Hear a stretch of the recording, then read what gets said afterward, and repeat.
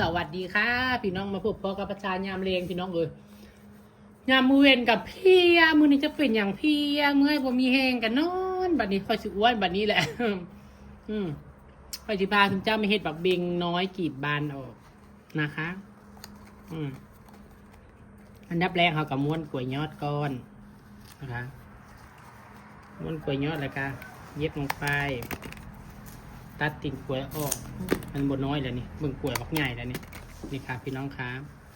หลังจากนั้นที่ใดคะหลังจากนั้นก็ใส่กีบบักเบ่งนะคะเย็บลงไปทั้งหมด4 ทิศ 4 ทางเด้อค่ะพี่น้องคะเย็บลงไปเลย4 ทิศ 4 ทางพี่น้องเห็นแยกเป็น2 กล่องอันนี้อ่อนกลางพัชชาจะไล่สีเอาค่ะพัชชาใช้เป็นกล้วยน้ำว้าเด้อค่ะใบตองอ่อนนะคะพี่น้องคะ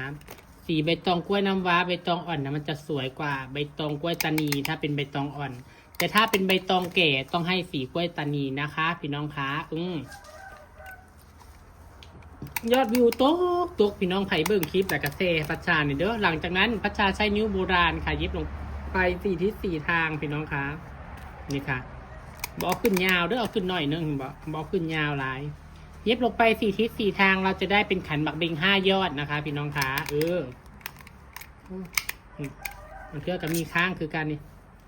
ลูกสเตปเปอร์ก็ได้ใส่ได้2 แถวนะคะใส่ดีแท้ใส่ดีว่าเด้อพี่น้องเด้อไผ่บ่เคยลองต้องลองลูกสเตปเปอร์จะใส่ยี่ห้อใหญ่ก็ตามพัชชาบอกเลยว่าสู้ยี่ห้อนี้บ่ได้ค่ะ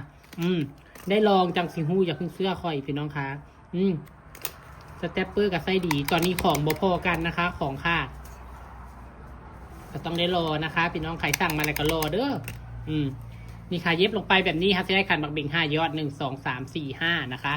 หลังจากนั้นเห็ดไส้กาบบักเบงของเราแปะลงไปค่ะแปะลงไปเลยนี่ค่ะแปะลงไปเลยค่ะ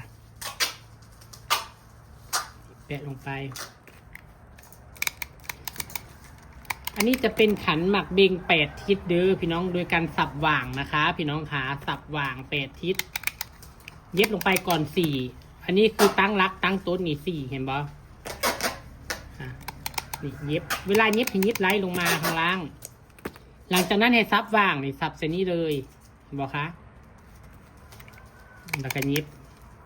อันนี้จะเป็นขันบักเบงน้อยกีบบานเฮ็ดไหว้พระไหว้เจ้าวันศีลวันพระเฮ็ดลงวัดลงวาพี่น้องจ๋างามแน่นอนค่ะมุ้ยไผ่เหมือนแล้วกับบ่เหมือนไผ่เพราะค่ะพี่น้องคะ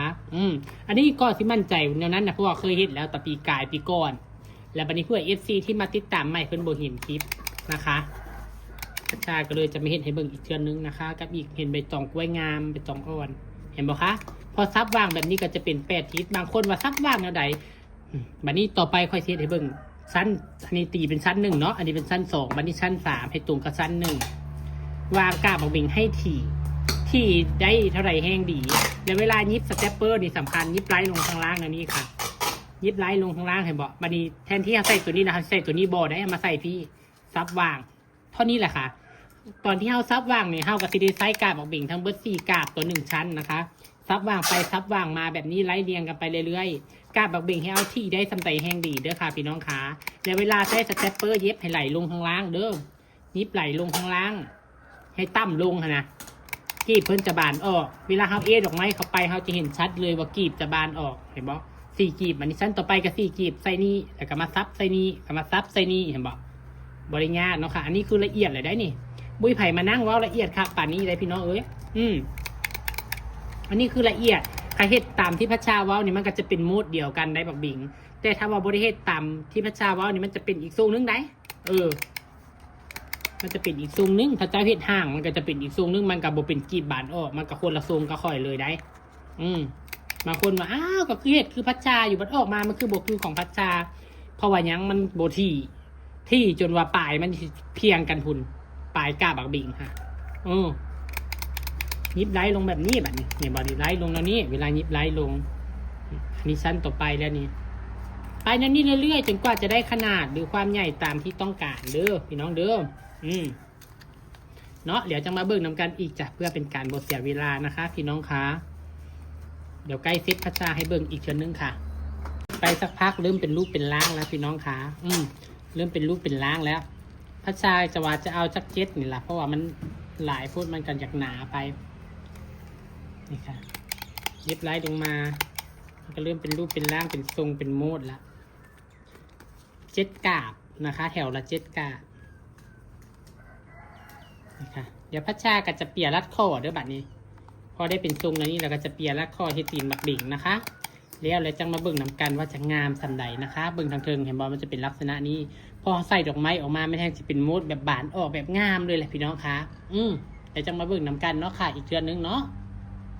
สวัสดีค่ะวันนี้พัชชาเอาขันหมากเบงกีบบานออกมาให้ดูค่ะ พี่น้องคะสวยงามไหมคะพี่น้องคะเป็นขันหมากเบงน้อยนะคะกีบบานออกเขตไหวพระไหวเจ้าวันศิลวันพระหิตลงวัดลงวานะคะ พี่น้องคะได้บทเลยพัชชาใช้เป็นใบตองอ่อนกล้วยน้ำว้านะคะในการทำค่ะพี่น้องคะ